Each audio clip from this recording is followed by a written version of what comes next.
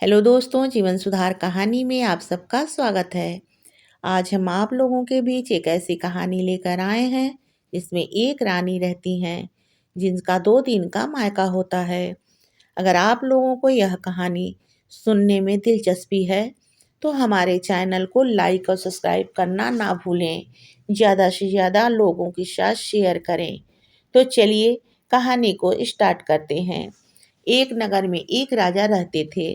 उनके साथ उनका पूरा परिवार रहता था। उन्होंने एक सुंदर सुशील रानी से विवाह किया था। उनके ससुराल में कोई भी नहीं था। उनका ससुराल अनाथ था एवं रानी भी परिवार के बिना जीवन यापन कर पति के घर खुशी खुशी रहती थी। दोस्तों, वह अनाथ रहने की वजह से वह अपने ससुराल वालों से बहुत ज़्यादा प्यार करती थी और उनकी सास भी उनको बहुत ही ज़्यादा प्यार किया करती थी। अपने पति के साथ अपना गृहस्थी बसाया और खुशी खुशी से रहा करती थी। रानी की सास बहुत ही अच्छी थी और वह अक्सर रानी के लिए अच्छे अच्छे पकवान बनाया करती थी और सास बहू में बहुत ही प्रेम था। एक दिन की बात है, रानी बाजार में सैर करने को निकली। वहाँ पर कई सारी औरतें थीं जो कि तीज के व्रत का सामान इकट्ठा कर रही थीं। तभी रानी ने उन महिलाओं से पूछा, आप लोग यह क्या कर रही हो? उन्होंने बताया, हम तीज का व्रत कर रहे हैं। रानी ने पूछा, यह तीज का व्रत क्या होता है? उन्होंने बताया, हम महिलाएं अपने पति की लंबी उम्र के लिए यह व्रत रखती हैं जिससे हमारे पति की लंबी उम्र बनी रहे और इसमें बिना खाए पिए व्रत रखा जाता है। तो रानी यह सब सुन बहुत खुश हुई और उन्होंने मन ही मन व्रत करने का संकल्प ले लिया और प्रण किया कि वे भी तीज का उपवास रखेगी और उन्होंने तीज वाले दिन बिना खाए पिए व्रत रखा जिससे उनके पति की लंबी आयु हो। लेकिन रानी की जो सास थी वह उस दिन उड़द के दाल के सूखे बड़े और कढ़ी बनाए थे जिससे व्रत के दिन ही रानी को खाने के लिए बड़े ही लालच आ गए और उन्होंने सोचा, अब क्या करूं? आज तो हम व्रत हैं, सासू माँ से कैसे कहें, वह क्या सोचेगी? इसलिए उन्होंने वह सूखे बड़े को लेकर बिस्तर के नीचे छिपा दिया जिससे कि वह अगले दिन खा सकें। राजा को उसी दिन कहीं जाना था। उन्होंने कहा, रानी हमारे कागजात नहीं मिल रहे हैं। रानी पूजा पर बैठी हुई थी, वह खोज कर कैसे देती? राजा पूरे घर को ढूंढने लगे। रानी को याद आया, कहीं राजा मेरा तकिया उठाकर ना देखें। अगर देख लिए तो मेरा पोल खुल जाएगा और मैं क्या मुंह दिखलाऊंगी कि व्रत के दिन भी हमने लालच बस उड़द की दाल के बड़े रख दिए हैं। उनको चिंता सताने लगी। तब उन्होंने भोलेनाथ एवं माता पार्वती से प्रार्थना की, हे माँ, मैं लालच बस जो बड़े अपने बिस्तर के नीचे रखाई हूँ उसका सोने का 2 कंगन बना दो तो राजा की नज़रों में बच पाऊंगी, नहीं तो मैं क्या मुंह दिखलाऊंगी कि मैं व्रत के दिन भी लालच किया और अगले दिन के लिए मैंने बड़े छिपाकर बिस्तर के नीचे रख दिया। भोलेनाथ ने उन्हें वरदान दिया एवं मस्त और सुख बड़ा कंगन के रूप में तैयार हो गया। राजा ने बिस्तर उठाया, देखा बिस्तर के नीचे 2 सोने के कंगन पड़े हुए हैं। राजा ने रानी से पूछा, रानी एक बात कहूँ? रानी ने कहा, कहिए स्वामी, तुम्हारे बिस्तर के नीचे मुझे 2 सोने के कंगन मिले हैं। यह कंगन तुम्हें किसने दिया? मैंने तो तुम्हें सोने का कंगन बिल्कुल भी नहीं दिया है। रानी कहने लगी, राजा, यह कंगन मेरे मायके से मिला हुआ है। राजा ने कहा, आपका तो मायका ही नहीं है, आप यहाँ तो कोई भी नहीं है, तो यह कंगन कहाँ से आया? कहीं आप मुझे कुछ छिपा तो नहीं रही हैं? राजा को शक पर शक होता गया और राजा रानी के पीछे पड़ गए। रानी परेशान हो गई। उन्होंने सोचा, अब क्या करूं? बड़े छिपाने के लिए मैंने भोलेनाथ से प्रार्थना की थी कि बड़े को कंगन बना दो, और बड़ा कंगन बन गया। इसके बावजूद मेरे पीछे राजा पड़ गए। अब मैं क्या करूं? भोलेनाथ, हे माता पार्वती, अब आप ही मेरी सहायता करो। जैसे मुझे 2 कंगन बनाया, वैसे ही मुझे 2 दिन का मायका दे दो। माता पार्वती को दया आ गई और उन्होंने कहा, हे भोलेनाथ, इसमें बड़े तो खाए नहीं हैं। इसको तो लालच आया। इसने बड़े को अगले दिन खाने के लिए रख दिया और बहुत ही अच्छे ढंग से हमारा व्रत किया। इसमें इसका क्या कसूर है? और उसको हमने कंगन का रूप देने का आशीर्वाद दे दिया। तो इसकी लज्जा बचाना आगे हमारा ही धर्म है। भोलेनाथ, इसका 2 दिन का मायका दे दीजिए। फिर क्या था, भोलेनाथ ने अपना हाथ उठाया और बोला, एवमस्तु। अब उनका 2 दिन का मायका तैयार हो गया। रानी बहुत खुश हुई और बोली, हे राजा, आप क्या कह रहे थे? तुम्हारा मायका ही नहीं है। मेरा मायका बहुत ही अच्छा है, धनवान है। राजा ने जिज्ञासा प्रकट की। मैं भी अपने ससुराल जाऊंगा और अपने सास ससुर और साले से मिलूंगा। मैं अभी तक अपना ससुराल नहीं देखा था। रानी ने कहा, चलिए, क्यों नहीं, मैं भी आपके साथ चलती हूँ। राजा ने कहा, नहीं नहीं, मैं ही चला जाता हूँ। आप यहीं ठहरो, मैं मिल कर आता हूँ अपने ससुराल जी एवं साले जी के साथ।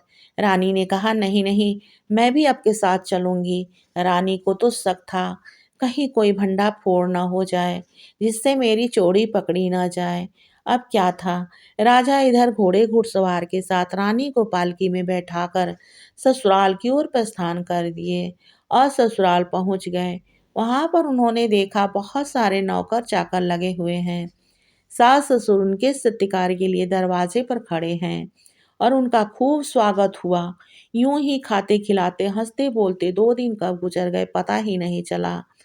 यहाँ रानी को चिंता लगी हुई थी कि 2 दिन का ही तो मायका भोलेनाथ ने मुझे दिया था। अगर 2 दिन के बाद मैं यहाँ रुकी तो मेरा सारा भांडा फोड़ हो जाएगा और मेरी चोरी पकड़ी जाएगी। रानी ने कहा, राजा, अब अपने घर को चलते हैं। राजा ने बोला, क्यों? मैं बहुत दिनों के बाद अपने ससुराल आया हूँ। मुझे बहुत अच्छा लग रहा है। मैं और भी 2 से 4 दिन रहना चाहता हूँ। रानी ने कहा, नहीं नहीं, मेरी तबीयत ठीक नहीं है और मुझे यहाँ बिल्कुल भी अच्छा नहीं लग रहा है।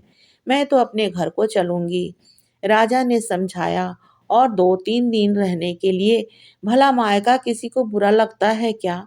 रानी ने कहा, नहीं, कदापि नहीं। यह वचन मैं आपका बिल्कुल भी नहीं मानूंगी। और आप तैयार हो जाइए घर के लिए प्रस्थान करने के वास्ते। राजा को थोड़ा शक हुआ, इतना रानी क्यों बेचैन है? सोचने लगे, इतना जिद रानी कर रही है, जरूर इसके पीछे कोई राज छिपा हुआ है। राजा भी बहुत ही चालाक थे। आखिरकार वह राजा थे। उन्होंने कहा, ठीक है, चलते हैं। जाते वक्त उनके सास ससुर ने उनको ढेर सारे रुपए, ज्वारात, गहने, कपड़े, धन्य धान, हाथी घोड़े, जेवर इत्यादि सब देकर उन्हें विदा कर दिया और वह अपने घर की तरफ चल दिए। उन्होंने चालाकी बस एक अपने सुरती की डिबिया वहां पर कमरे में छोड़ गए। कुछ दूर जाने के बाद उन्होंने कहा, रुको रुको, मेरा तो चुनौती का डिब्बा ही छूटा गया। वहां अपने नौकर से बोले, जाओ अभी लेकर आओ। रानी कहने लगी, राजा, चुनौती ही तो है, चलिए, घर पर बहुत सारी चुनौतियां पड़ी हुई हैं, उसी में से एक नई चुनौती आप भी ले लेना। राजा को तो उनके मायके पर बिल्कुल भी शक था, इसलिए उन्होंने कहा, नहीं नहीं, मुझे वही चुनौती चाहिए। रानी बहुत ही चिंता में पड़ गई। अब क्या करूं? रानी के बहुत मना करने के बाद भी राजा के नौकर वहां पहुंच गए और उन्होंने जो देखा वह देख हैरान रह गए और वहां से चुनौती की डिबिया ले राजा के पास दौड़े दौड़े आ गए। बोले, राजा साहब, हमने बहुत ही बड़ी बात देखी है। राजा ने पूछा, क्या हुआ, क्या देख लिया तुमने? नौकरे ने कहा, राजा साहब, जहाँ हम चुनौती लेने पहुँचे वहाँ पर एक चट्टान था, इस पर आपकी चुनौती रखी हुई थी। वहाँ ना कोई आपका ससुराल था, ना ही कोई सास ससुर। वहाँ तो बस एक बहुत बड़ा-सा पत्थर का शिला था, जिस पर आपकी चुनौती रखी हुई थी और हमने वहाँ से आपकी चुनौती ले आई। राजा को बहुत आश्चर्य हुआ और उन्होंने रानी से पूछा, "रानी, यह सब क्या है? तुम तो कह रही थी मेरा मायका है और हमने देखा भी आपका मायका ज़रूर था। फिर वह कहाँ चला गया?" अब रानी के पास कोई भी उत्तर नहीं था। वह सोचने लगी और शर्मिंदा होने लगी और बोली कि अब तो मुझे सच बताना ही पड़ेगा। आपको राजा ने कहा कैसा सच? रानी बोली, राजा, जब मैं तीज का व्रत कर रही थी, आपकी माताजी ने उड़द की दाल के बड़े बना दिए थे और मैंने जो तीज व्रत रखी थी, इस वजह से मैं वह खा नहीं सकती थी। मैंने सोचा अगर सासू माँ से कहूँगी तो हमारे पर हँसेंगी। यह व्रत है, फिर लालच कर रही है। मैंने सोचा क्यों ना मैं 2 बड़े को उठाकर रख देती हूँ और अगले दिन इसको खा लूँगी। मैंने वही काम किया। बड़े को लिया और अपने बिस्तर के नीचे उसको छुपा दिया। और कहाँ रखती। फिर जब आप आए, बिस्तर उखाड़ देखने लगे। मैं उस वक़्त पूजा पर बैठी हुई थी। मैंने सोचा, आप अगर बड़े देखोगे तो क्या सोचोगे कि मेरी रानी ने व्रत न रखकर खाने वाले बड़े आज छिपा कर रखे हैं। ज़रूर वह व्रत का नाटक कर रही है और बड़े खा रही है। इसी डर के मारे मैंने भोलेनाथ से प्रार्थना किया, हे भोलेनाथ, वह बड़े हमारे सोने के कंगन बन जाएं। तो उन्होंने आशीर्वाद दे कंगन बना दिया। फिर भी आपने मेरा पीछा नहीं छोड़ा। कहा कंगन कहाँ से आया? कहाँ से लाई यह सब? सवाल आपने मुझसे पूछा तो मैं क्या करती? मैं तो फँस चुकी थी। एक झूठ छिपाने के लिए मुझे लाखों झूठ बोलने पड़े। मैं फिर भोलेनाथ से प्रार्थना की, हे भोलेनाथ, जैसे आप कंगन बनाए हो, वैसे ही मुझे मायका 2 दिन का दे दो। वह फिर सिर्फ़ 2 दिन के लिए, जिसमें मैं राजा को बता सकूँ, यह कंगन मैंने अपने मायके से पाया है और मुझे भोलेनाथ ने आशीर्वाद दे दिया और मैं आपसे झूठ बोला, यह कंगन मेरे मायके से आया है। फिर भी आपने विश्वास नहीं किया और आप पता लगाने के लिए मेरे मायके को चल दिए। हे राजा, मैं भी आपके साथ गई, जिससे आप 2 दिन से 3 दिन ना रहने पाएँ, नहीं तो 2 दिन के बाद मेरा मायका समाप्त हो जाएगा और मेरे झूठ पकड़े जाएँगे। लेकिन आप तो राजा हो, आपको बहुत अक्ल है, आपने मेरा पीछा फिर भी नहीं छोड़ा। किसी तरह मैं 2 दिन के पहले ही अपने ससुराल लौट आना चाहती थी। इसीलिए मैंने जिद करके आपके साथ ससुराल की ओर प्रस्थान कर गई। फिर भी आपने मेरा पीछा नहीं छोड़ा और वहाँ पर खाने वाली चुनौती छोड़ आई और नौकरों को भेजकर मायके का राज पता कर लिया। हे राजा, मैंने लालच किया और इतना मुझे झूठ बोलना पड़ा। मुझे माफ़ कर दीजिए। राजा कहने लगे, इतनी सी बात थी रानी, तो आपने पहले हमसे क्यों नहीं बताया? आज यह क्यों करना पड़ता? एक झूठ छिपाने के लिए आपने सारे झूठ बोल डाले। व्रत है तो क्या हुआ? आपका मन खाने के लिए ही तो था। आपने उसे दिन खाना तो नहीं, तो आप मेरी माँ से कह दी होती, वह आपके लिए बड़े कढ़ी रखती। राजा, मैं यही तो भूल किया। शर्म के मारे मैंने सासू माँ से कुछ भी शेयर नहीं किया और चुपचाप बड़े को उठाकर रख दिया। इसके लिए मुझे इतनी सारी झूठ बोलने पड़े। मुझे क्षमा कर दीजिए। राजा बोला, रानी कोई बात नहीं। आइंदा आप इसे सभी को सबक दे दीजिए। थोड़े झूठ छुपाने के लिए हमें बहुत सारे झूठ नहीं बोलने चाहिए। दोस्तों, इस प्रकार राजा रानी प्रेम से रहने लगे और एक दूसरे को विश्वास कर अब से अपनी सारी बातें शेयर करने लगे।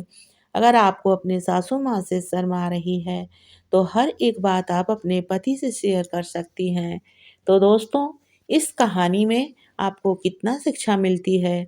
कमेंट बॉक्स में ज़रूर बताइएगा और मेरी कहानी थोड़ी-सी भी पसंद आए, तो लाइक, सब्सक्राइब करना नहीं भूलिएगा।